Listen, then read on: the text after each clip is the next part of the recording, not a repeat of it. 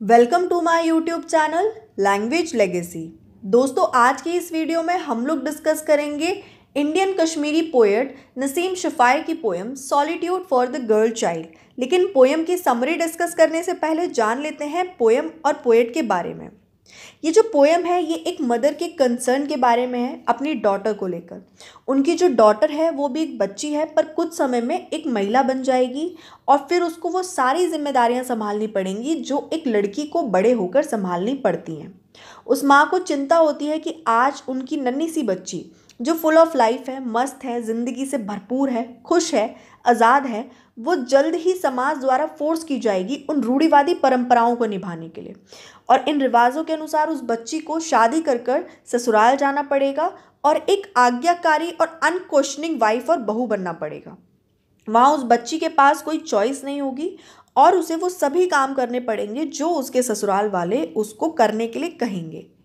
वो माँ बस यही चाहती है कि उनकी बच्ची का उसके पति के यहाँ यानी ससुराल में बिल्कुल वैसे ही ख्याल रखा जाए जैसे वो यहाँ अपनी बच्ची का खुद रखती हैं।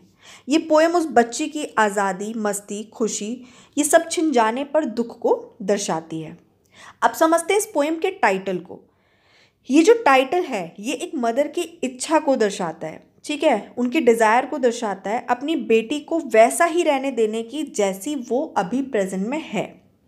ये जो वर्ड है सॉलिट्यूड, इसका मतलब होता है कि एक पर्सन अकेले में आराम और कंफर्टेबल फील करता है। यानी अगर हम उस पर्सन को अकेला छोड़ दें तो वो अपनी खुद की कंपनी में कंफर्टेबल फील करता है, आराम फील करता है, इंस्टेड ऑफ कि वो बोर या फिर डिप्रेस फील कर रहा है। तो इस स्टेट में वो पर्सन अपनी खुद की कंपनी में हैप्पी फील करता है। तो ये जो टाइटल है इसमें वो मदर यही बोल रही हैं कि उनकी बच्ची को वो एनवायरनमेंट सॉलिट्यूड दिया जाए, ठीक है, जहाँ पर वो खुश, सेफ और कंफर्टेबल फील कर सके। अब जानते हैं पोएट के बारे में। Shafaie was born in Srinagar in 1952। She has a postgraduate degree in Kashmiri language and literature, and she is a teacher of Kashmiri language at a graduate level.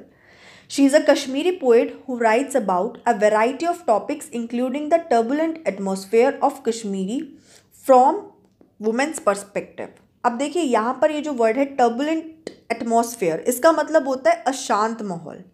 Shafai has published two poetry collections, Open Windows published in 1999 and Neither Shadow Nor Reflection in 2009.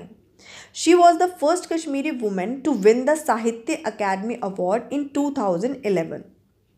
चलिए अब बिना देरी किए start करते हैं हमारी poem को।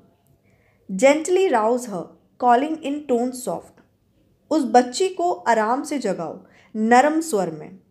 लेस्ट she should with loudness be jarred, कहीं ऐसा ना हो कि वह ऊंचे स्वर से यानी ऊंची आवाज़ से घबरा जाए। Full asleep is she, her eyes half open, वह गहरी नींद में है पर उसकी आंखें आधी खुली हुई हैं। यहाँ पर ये जो वर्ड्स हैं हाफ ओपन आइज, ये एनर्जी और क्यूरियोसिटी से भरी बच्ची की इमेज को शो करते हैं।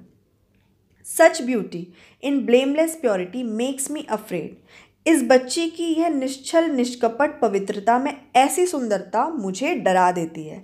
यहाँ पर उस बच्ची की माँ बोलती है कि उनकी बच्ची प्योर, पवित्र और ब्लेमलेस होने के साथ साथ सुंदर भी है, और ये चीज़ उस मदर को बहुत ज़्यादा डरा देती है उनकी डॉटर को लेकर। Verily the snuggling case of my bosom is she, सचमुच वो मेरे हृदय की प्रिय या फिर अनमोल वस्तु है। And the honour of her father's tilted cap, और वह अपने पिता की प्रतिष्ठा या वह अपने पिता का सम्मान है। दोस्तों यहाँ पे ये जो वर्ड है कैप, जिसको हम पगड़ी भी कहते हैं, तो ये सिंबल है खानदान का या फिर परिवार का सम्मान का।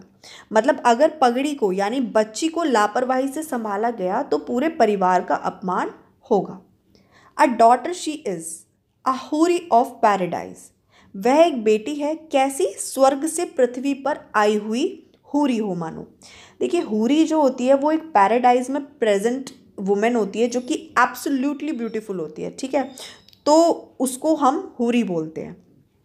Once she leaves home it will be forever, एक बार जब वह बच्ची अपना घर यानी मायका छोड़ देगी तो वह हमेशा के लिए होगा, यानी फिर उसे शादी के बाद अपने पति के साथ जाना पड़ेगा और हमेशा हमेशा के लिए अपना घर छोड़कर वहीं रहना पड़ेगा।